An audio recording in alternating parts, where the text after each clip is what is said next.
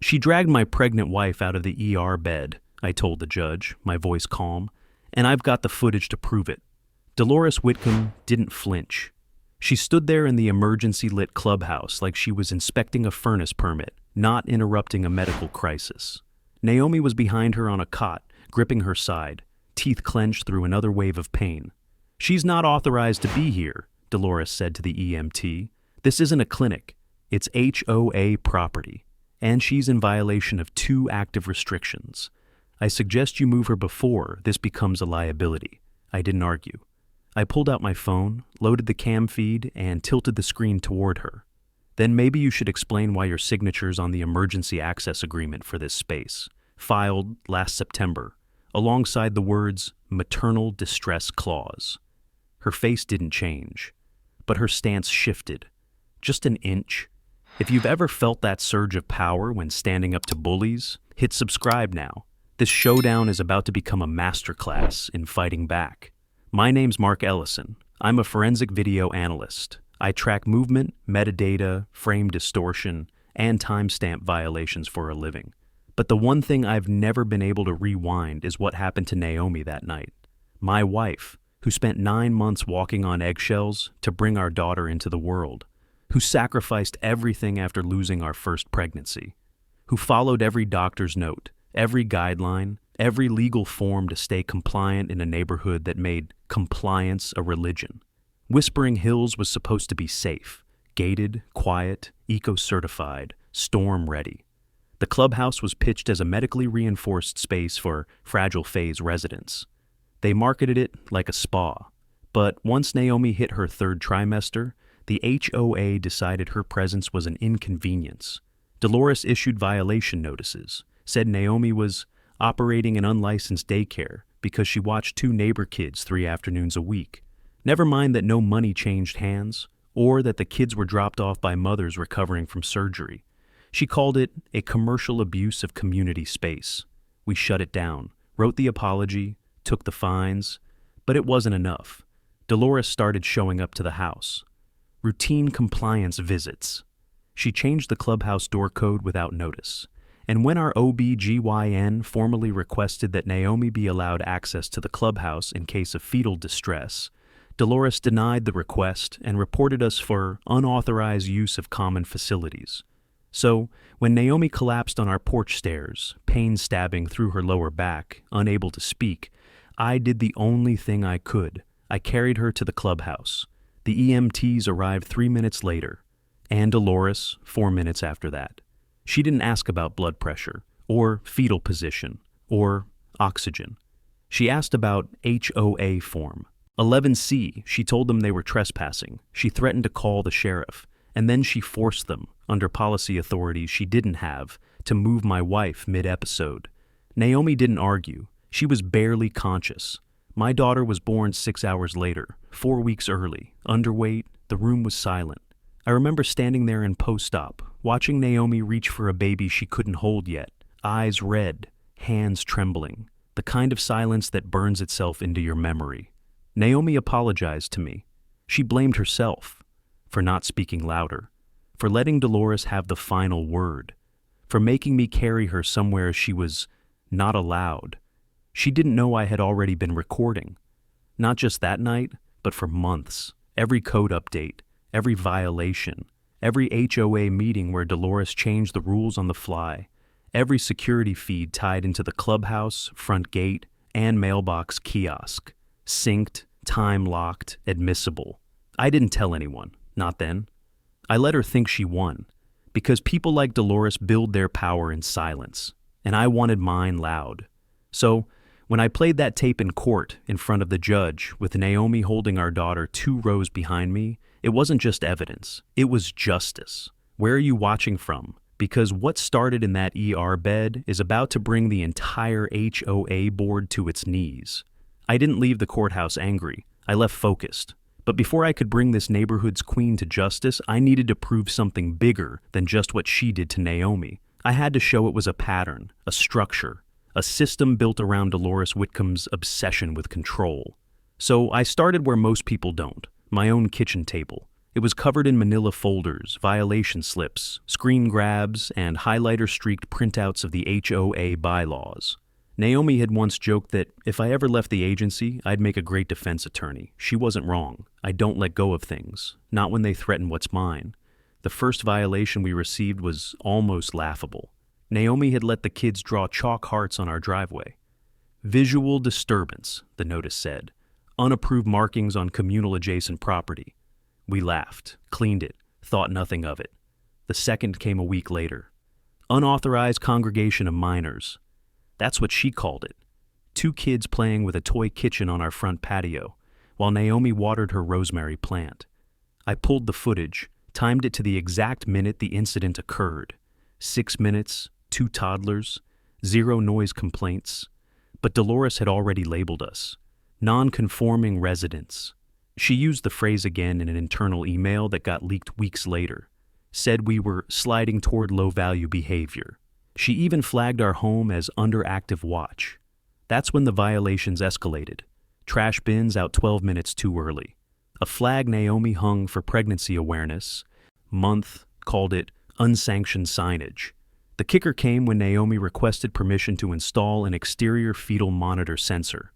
The request included medical documentation from her OB, a schematic I created to show it would be invisible from the street, and even a neighbor letter of support. Dolores denied it, cited electromagnetic disruption potential. I'd built signal models for military-grade surveillance systems. That device emitted less interference than a toaster. Still, the board backed her, or at least they didn't stop her. At first, I thought it was just us, that we were the unlucky ones. The family who got caught in the crosshairs of an obsessive HOA president with nothing better to do. But then I started talking to neighbors. At first, it was just casual, sidewalk chats, mailbox conversations, polite questions wrapped in neighborly tone. But when I mentioned Naomi's pregnancy, something changed. The woman 2 houses down, Tanya, went silent. Then she said, "Dolores fined me for letting my niece stay 2 nights. Said overnight guests under 18 require prior notice." Then across the cul-de-sac, Jamal told me Dolores ordered him to repaint his shutters 3 times because the shade of blue clashed with the sky during certain hours. It wasn't just Naomi. It wasn't just us. This was her empire. A quiet war of attrition waged one non-compliance letter at a time. And no one had fought back, because she made sure everyone was tired before they had a chance to resist. I cataloged every story. Dates, copies of fines, screen captures of texts and emails. I ran pattern matching between our violations and 3 other households. The clustering was too precise to be random. Dolores didn't just enforce rules, she curated enemies, single mothers, immigrants, elderly homeowners with limited mobility, anyone who couldn't show up to a board meeting in a suit and heels. And then there was the clubhouse, the crown jewel of Whispering Hills, the one space she lorded over like a throne room. Community access, the pamphlet said, but there were no posted hours, no entry log, just a keypad she updated when it suited her. It wasn't even about property, it was about power. And Naomi. Naomi had challenged that by daring to be visible, pregnant, protective, kind, loved. Dolores couldn't stand that. She hid behind bylaws and fine print because that's what tyrants do when they don't have the spine to admit their cruelty out loud. But I don't hide, and I don't bluff. I kept digging, because this wasn't about a violation anymore. It was about exposure. And if Dolores Whitcomb wanted a war of policies, footage, and timelines, she'd pick the wrong house. The next time I saw Dolores, she wasn't alone. It was one of those HOA compliance review meetings, mandatory if you wanted to appeal a violation. The kind of thing they scheduled at 10 a.m. on a weekday, knowing full well, working. Residents couldn't attend, but I requested it anyway. I wanted to see them squirm in person. The administrative office was colder than I remembered, not in temperature, just sterile, staged, framed certificates on the wall, a scented diffuser pumping out lavender like that could cover the rot underneath. Dolores sat at the head of the folding table like she was presiding over a trial, and just to her left sat Talia Mendez, compliance officer, mid-40s, crisp blazer, thick binder in her lap. Her eyes met mine for exactly 2 seconds before she looked down and began flipping pages. "Mr. Ellison," Dolores said, not bothering to hide the disapproval in her tone. "We'll hear your statement, but I'll remind you this is a procedural forum, not a venue for dramatics." I nodded once. "Understood." Talia didn't look up, but her hands, they weren't still. She adjusted a paperclip that didn't need adjusting, shifted a sticky note 1/2 centimeter to the left, tapped her pen cap against the binder ring, then stopped, then did it again. The rhythm was off, uncertain, like a song stuck between verses. I started speaking, not about Naomi, not yet. I talked about the bylaws, cited section 4.3.2, the one that actually permits temporary childcare by residents under specific conditions, quoted the wording from Dolores' own emails about the clubhouse being available to residents in medical crisis, laid out timestamps from our previous violation notices to show the accelerating pattern. Talia flipped to the right page before I even mentioned the clause. Her pen hovered over the margin, but she didn't write anything. I moved on to the footage, just a still frame for now, projected on the cheap HOA wall monitor. Naomi lying on the clubhouse cot, one EMT kneeling beside her. Dolores in the doorway with her phone raised, not calling for help, but recording. Talia's pen slipped, a clean diagonal ink line across the edge of the page. She blinked like she hadn't realized she'd done it. Then she carefully closed the binder and folded her hands on top. Dolores leaned back in her chair. "This image proves nothing," she said, voice smooth as lacquer. "I was documenting for legal protection. We have procedures for that." Talia's mouth opened slightly, but no sound came out. I saw it, that flicker, that split second where silence becomes a choice instead of a default. I kept pushing, calm, measured. I asked why the clubhouse keypad was changed without notice, why pregnant residents weren't offered access support under the medical clauses, why Naomi's OBGYN letter was ignored. Talia shifted again, subtle but telling. Her knee bounced beneath the table. The binder creaked from the pressure of her palms. She bit the inside of her cheek and crossed her arms like she was trying to hold something in, because she knew. She knew what happened to Naomi wasn't just unfortunate, it was wrong. I finished my presentation, thanked them for their time, and stood to leave. Dolores gave me a thin smile. "This will be reviewed within 30 days. You'll receive our findings by mail." I didn't respond, just nodded and walked out. But right before the door closed, I caught it. Talia's voice, quiet, half swallowed. "Dolores, we should probably look at the timestamp metadata." Dolores didn't answer. I let the door shut behind me. It wasn't much, not yet. But in a room like that, even a whisper felt like thunder. I went home, pulled up Talia's name, and started building a file. She'd worked HOA compliance for 7 years, no complaints filed, background in community planning, 2 kids in college, recently divorced. Everything about her said cautious, not complicit. And in that room, her body had done more talking than her mouth ever could. She wanted to say something. She just didn't know how to survive it yet. But I could wait. Because the moment someone like Talia decides to stop shaking, the whole table starts to crack. The next warning didn't come by email. It came in person. I was collecting mail at the cluster box down the slope from our cul-de-sac. Naomi's latest prenatal prescription was supposed to arrive that morning. Overnight delivery, heat-sensitive packaging. I'd timed it to the minute. Dolores pulled up in that same beige SUV she always drove. Clean, controlled, forgettable. She didn't park. Just idled beside the curb like a cop waiting for someone to cross the line. I didn't look at her right away. I opened our mailbox, retrieved the envelope, scanned the label. Correct address, cold pack, intact, on time. Then I heard her door click open. "You're in violation again, Mr. Ellison." I turned slowly, holding the envelope in one hand. "Morning." She stepped onto the sidewalk like it was a stage, a single sheet of paper in her hand, folded twice.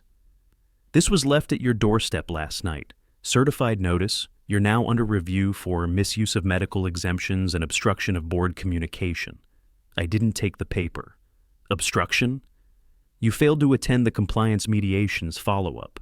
We delivered a notice. I never received it. You should have. She took a step closer, then stopped. Not out of respect. She didn't know the word. She just noticed the woman walking her dog 2 houses down, watching us. Dolores lowered her voice. You're building something, Mark. I know the signs, but I'd think twice before dragging this community into a media circus over your personal tragedy. My fingers tightened around the envelope. Naomi's name was printed on the label in delicate blue ink. You'll want to be careful with that word. She smiled, tight and cold. You're smart. Dangerous smart. And I'm sure your little edits and camera tricks can convince people of anything for a moment. But board memory outlives outrage. And the people here, they don't want disruption. They want peace. Peace, I said, isn't compliance. It's consent. She blinked just once.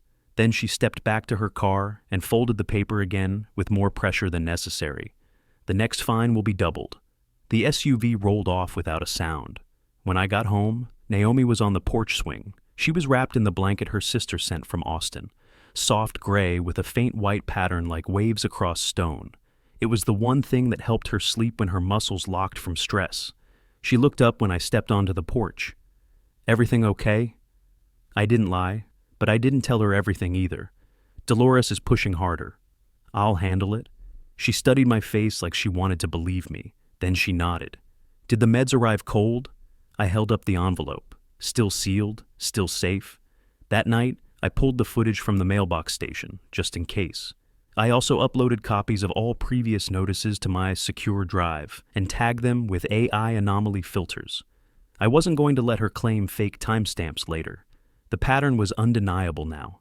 Every time I got closer to exposing her, she moved faster, more aggressive, more subtle, more reckless. And she was careful with her lies, clever enough to lace them with just enough procedural jargon to keep the other board members from intervening. They didn't know what was real and what was theater. That was her genius, and her weakness. Because now I had neighbors watching, the woman with the dog.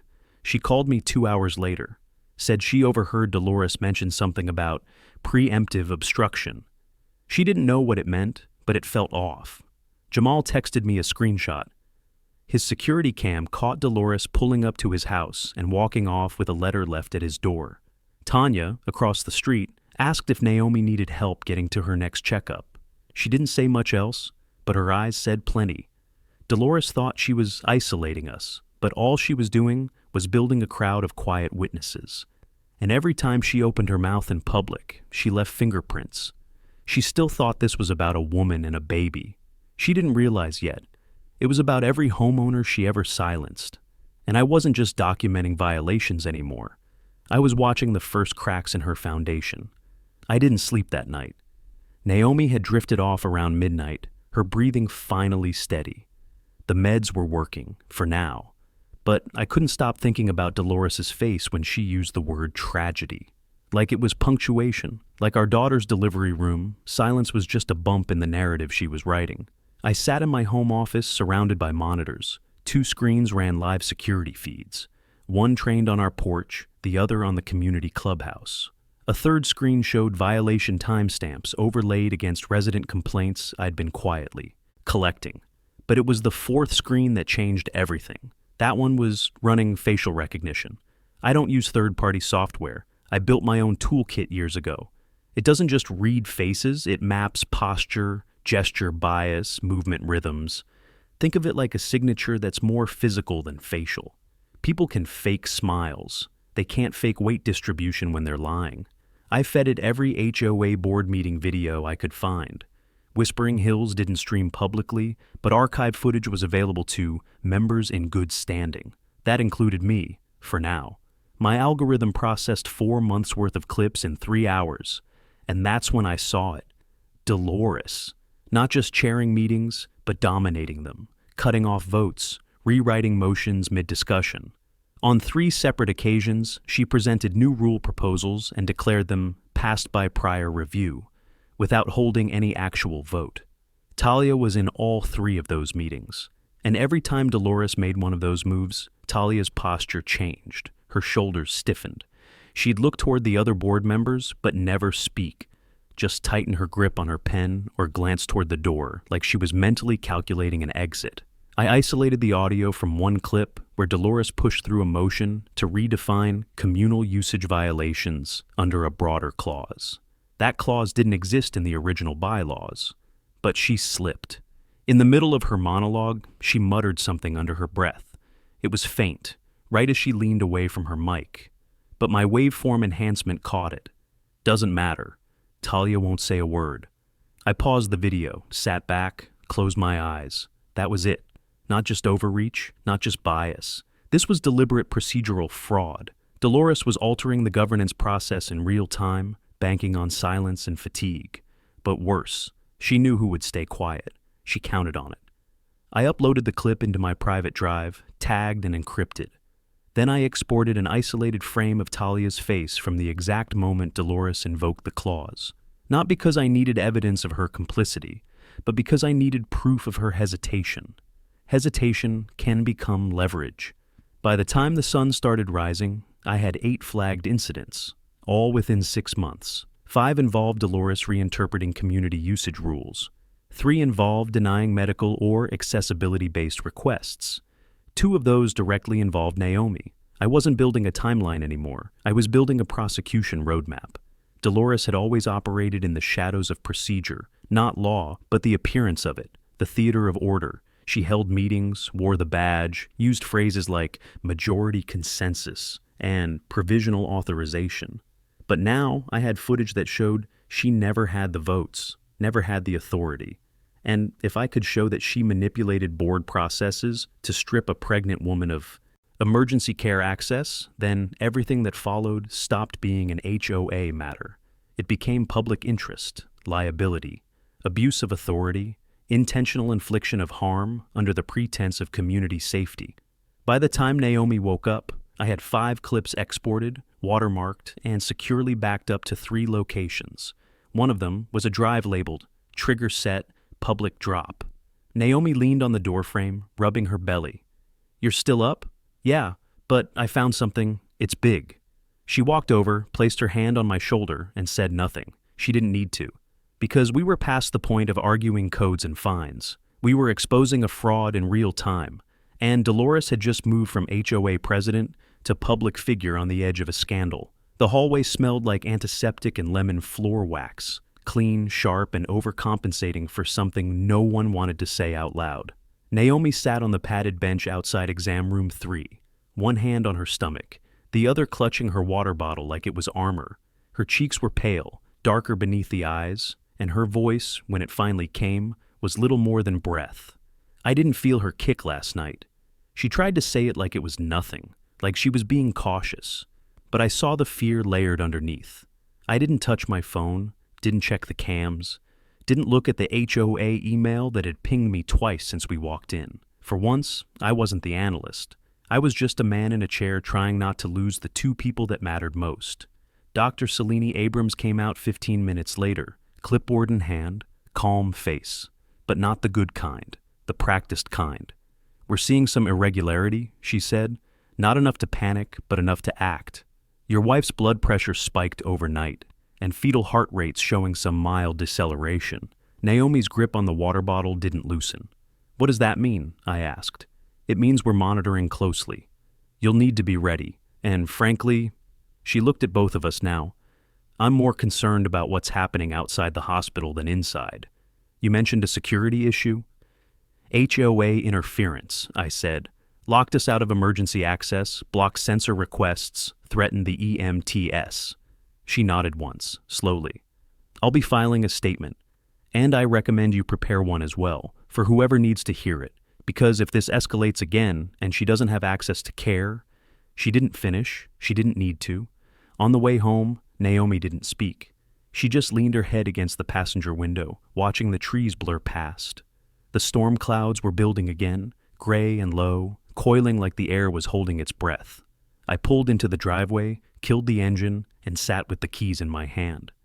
"This won't stop, will it?" Naomi asked softly. "No," I said, "not unless I make it stop." She turned to me, eyes wet but not broken. "Then do it." Inside the house, I didn't go to the living room. I went straight to my office. The screens lit up like muscle memory. Surveillance feeds, clip logs, waveform overlays. But I wasn't scanning anymore. I wasn't building evidence. I was preparing the drop. I selected the 5 strongest clips. Dolores denying emergency access, declaring fake votes, threatening me at the mailbox, falsifying usage clauses in meetings, and that still frame, her recording Naomi on the cot instead of helping her. I edited them into a single timeline, stitched tight, chronological, cold. Then I layered the facts, text overlays, timestamps, bylaw citations, audio waveform enhancements. Each clip was marked with a single word: denied, falsified, threatened, manipulated, documented. At the end, I added one sentence in white over black. She nearly killed my wife and unborn child because she could. I saved the file under a new folder, Public Submission, Tier 1. Then I sent the first inquiry. Not to the HOA board, they were complicit, or worse, spineless. I emailed Diane Tran, local reporter, columnist, the kind who didn't chase car crashes but wrote about civic negligence and systemic rot. She'd once done a piece on a councilman who rerouted flood relief funds to build a golf simulator. She didn't scream. She dissected. Subject line: Whispering Hills, HOA, Coordinated Abuse of Authority. I attached the first clip, just one. I didn't want to burn it all yet, but I wanted to start the fire. Then I printed hard copies of Naomi's OB letters, violation notices, and a copy of Dr. Abrams's signed medical directive. I packed them into a red folder and labeled it the same way I would for a court exhibit. Because whether this played out on a screen or in front of a judge, it was going public now. There would be no more restraint, no more privacy, no more believing this could be solved by reason or patience. Dolores wanted to wield authority without consequence. Now she'd feel what it was like to be the one under surveillance. Because I wasn't just coming for her seat. I was coming for her legacy. I met her at a corner table near the window. The cafe was quiet, one of those neutral spaces where nobody lingered too long or looked up when someone walked in. Perfect for 2 people who had good reason not to be seen together. Talia Mendez arrived 12 minutes late. She wore a long beige coat despite the heat, sunglasses, and a hat pulled low. But when she sat down across from me, she didn't try to hide. She just exhaled like she'd been holding something for months. "I only have 20 minutes, she said. "That's all I can give you." I slid the folder across the table. "That's fine. I only need 10. She didn't open it.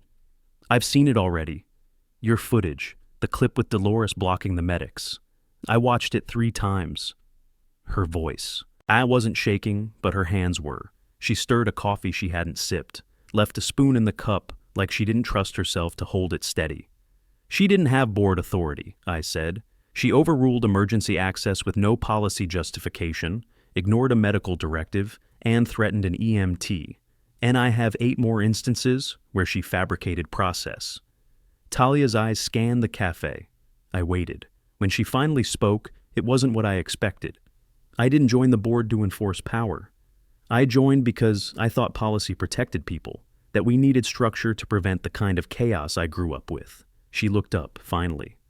But structure doesn't mean anything when it's held hostage by someone who knows everyone else is too tired, too afraid, or too new to challenge it. I didn't push her.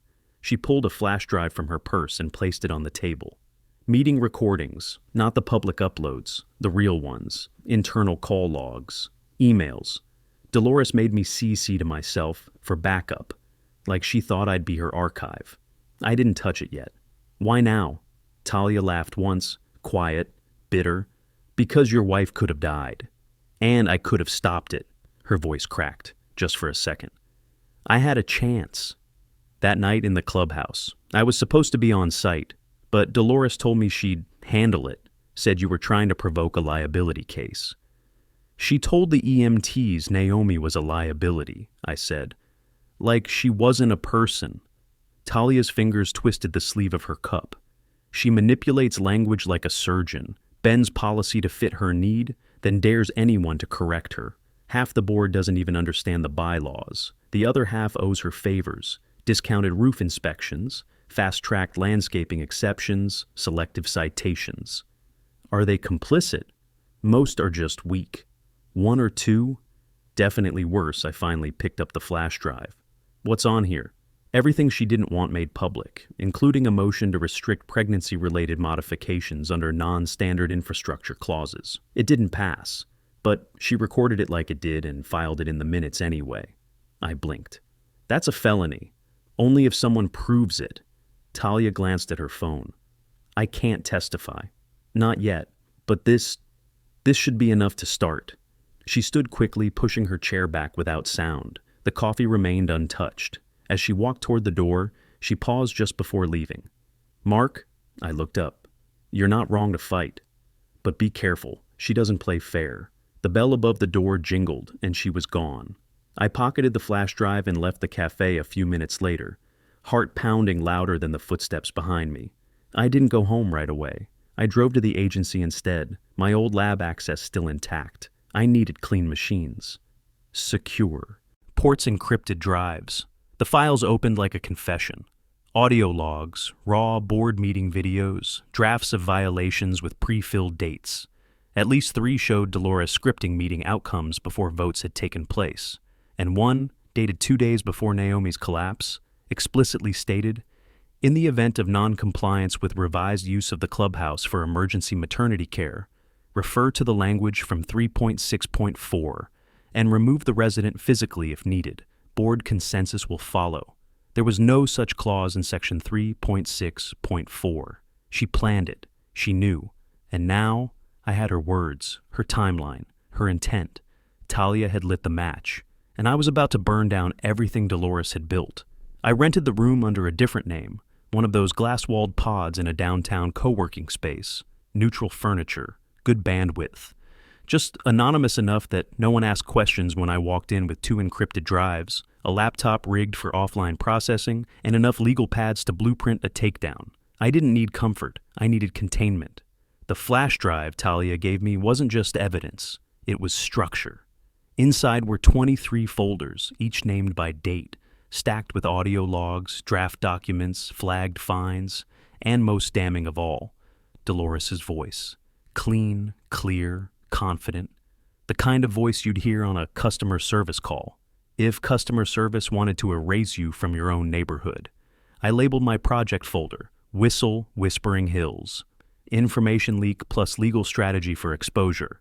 I didn't want this to feel dramatic. I wanted it to feel surgical. Each had subfolders. Each subfolder had its own watermark. I cross-referenced every clip to HOA bylaws, Florida HOA statutes, and recorded timestamps from Whispering Hills' own published meeting logs.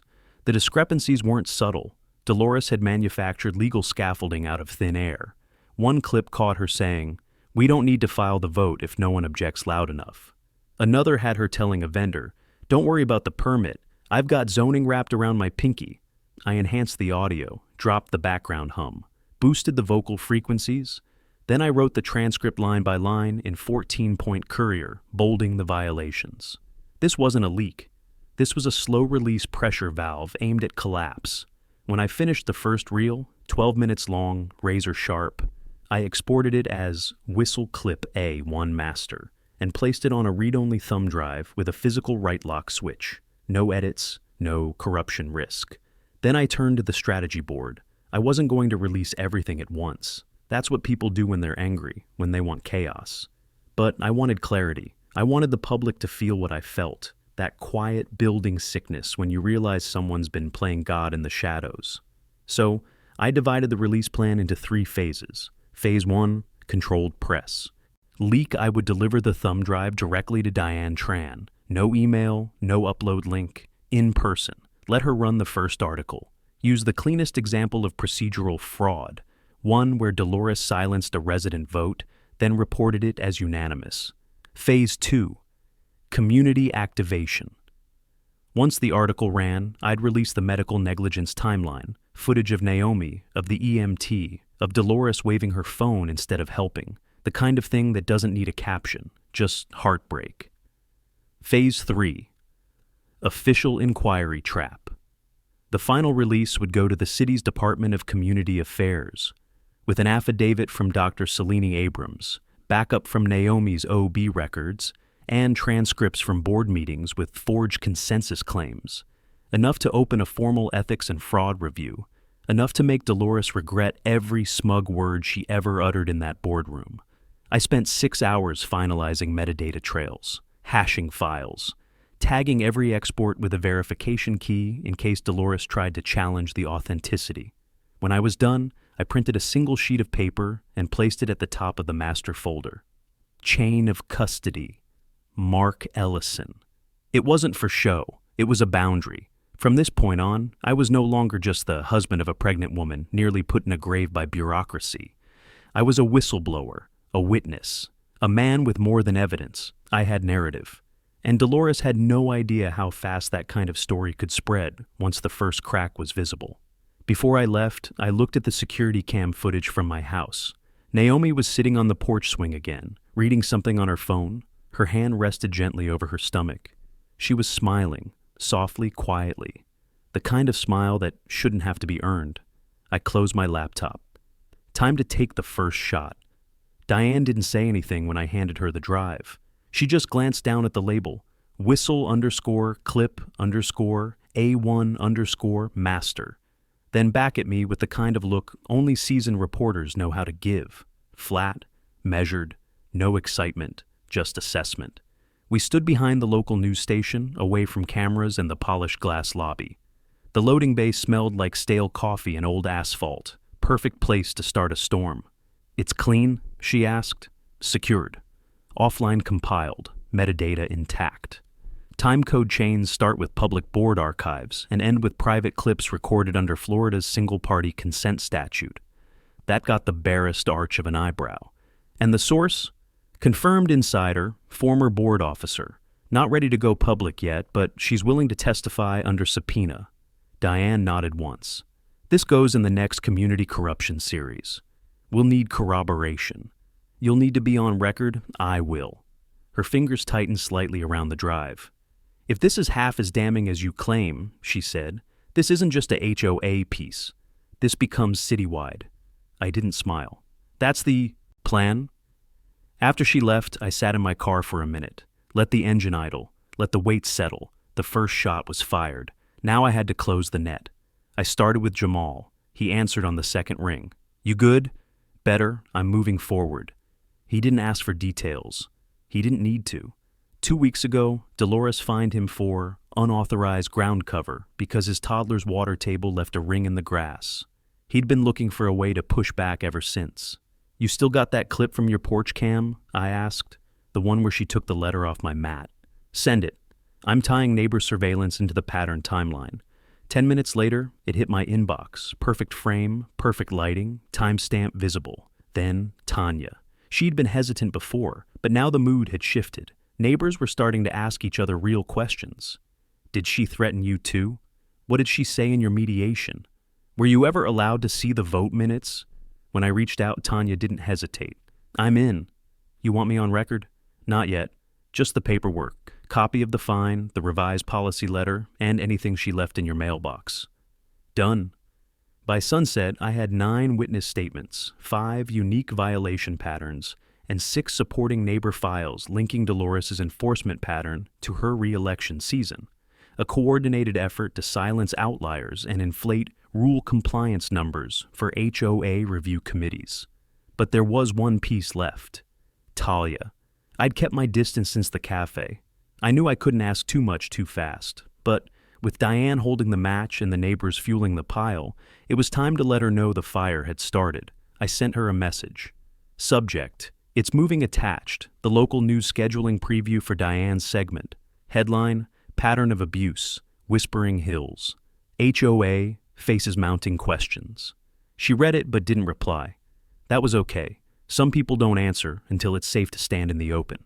I turned back to my home rig, loaded everything into a new compilation, whistle_phase_2_master.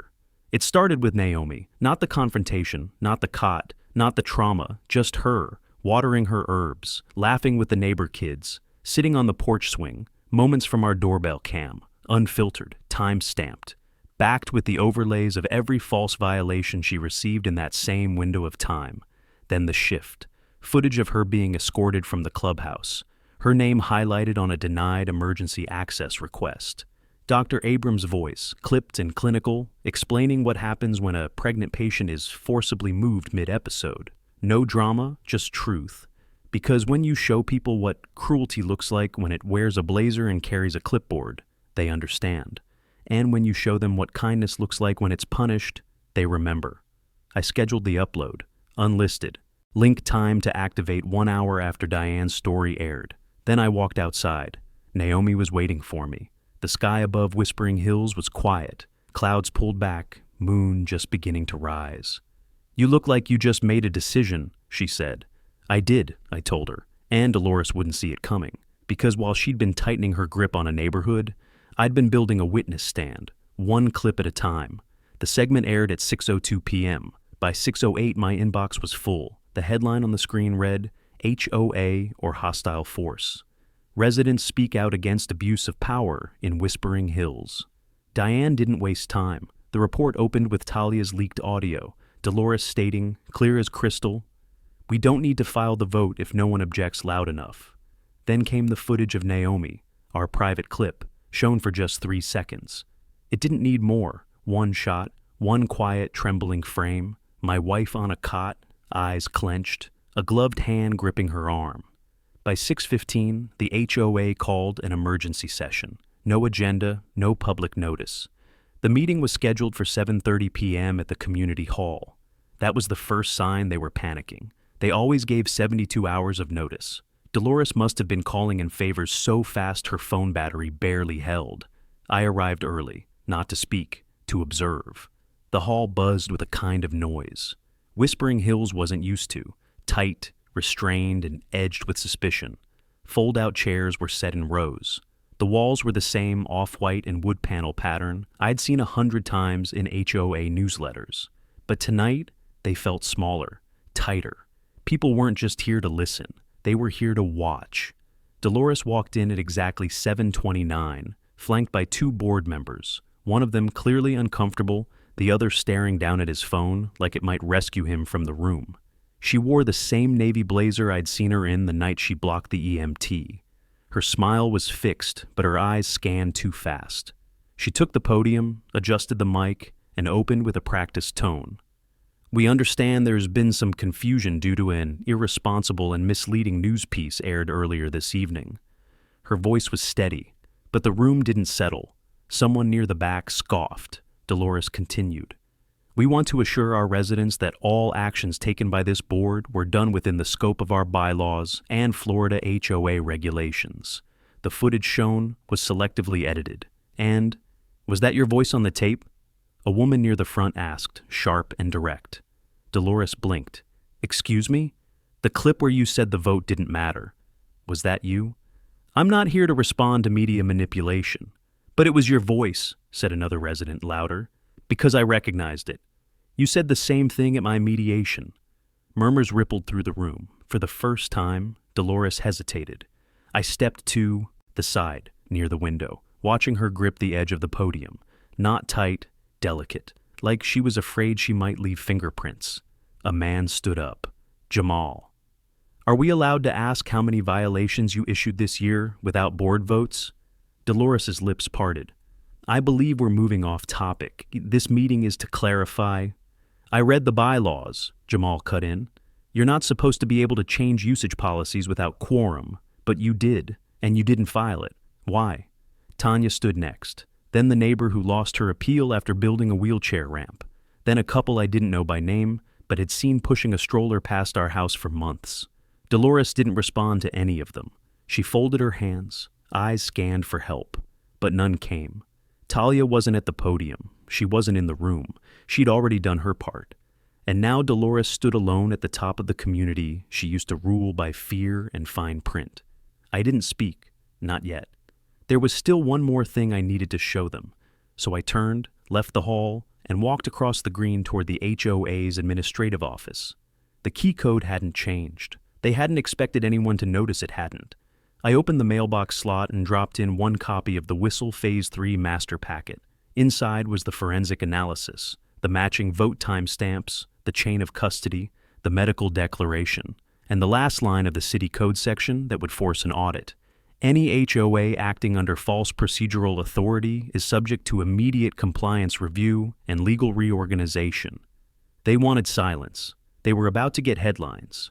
The town hall was packed, not with polite rows of chairs and HOA pamphlets like usual, but with camera crews, neighbors standing along the back wall, and attention that pressed down on the room like humidity before a storm.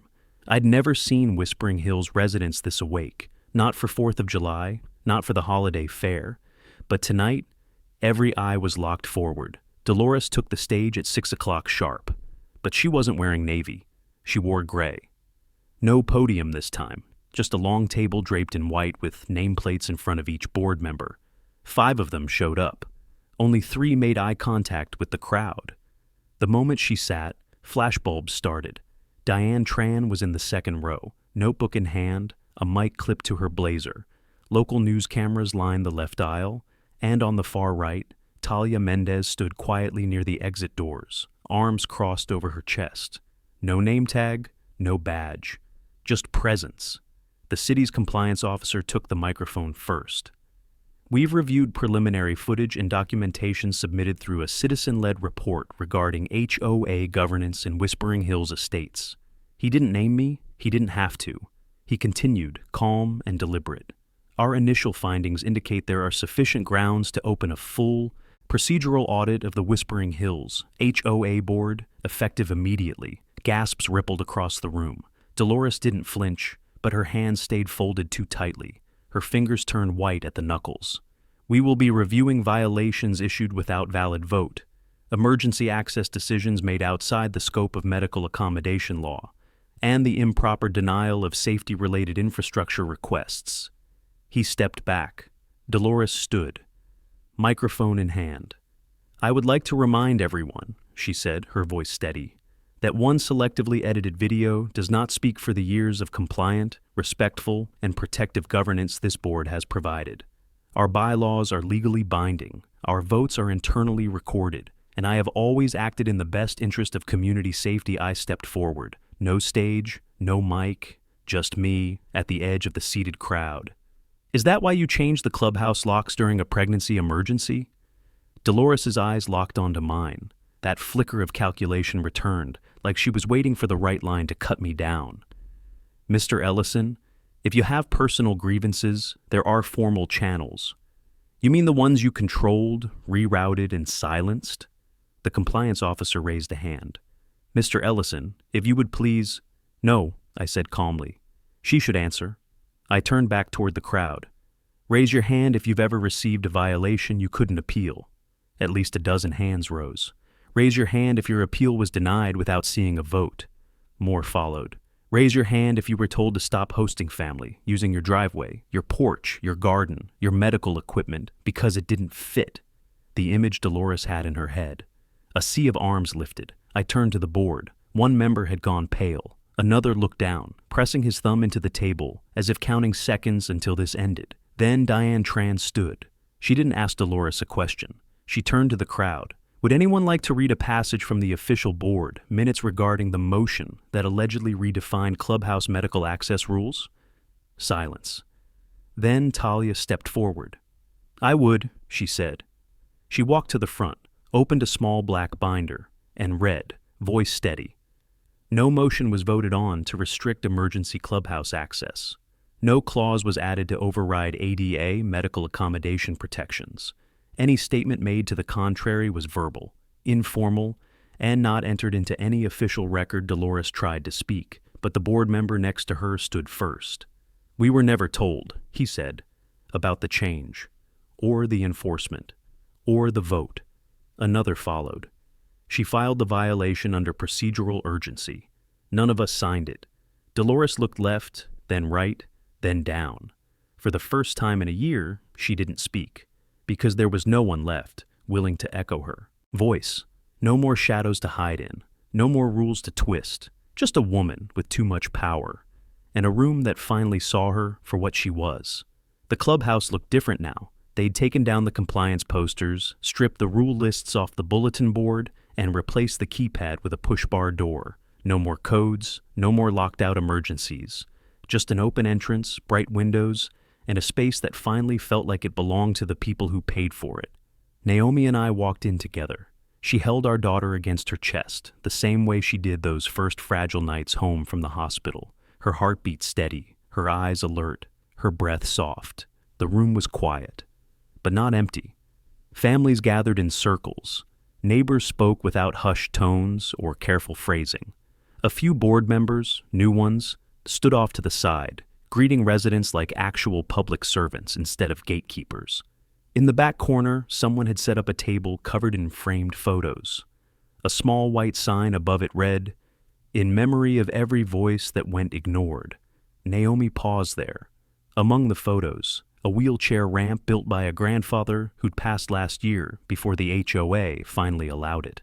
A mother's memorial quilt that was ordered removed for clashing with exterior aesthetics. A father who'd been fined so many times he moved out 3 weeks before his cancer diagnosis. "We weren't the first," she said quietly.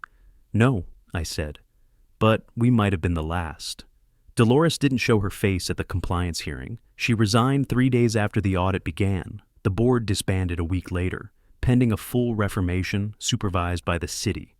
Every resident received a letter confirming the suspension of all outstanding violations issued under her authority.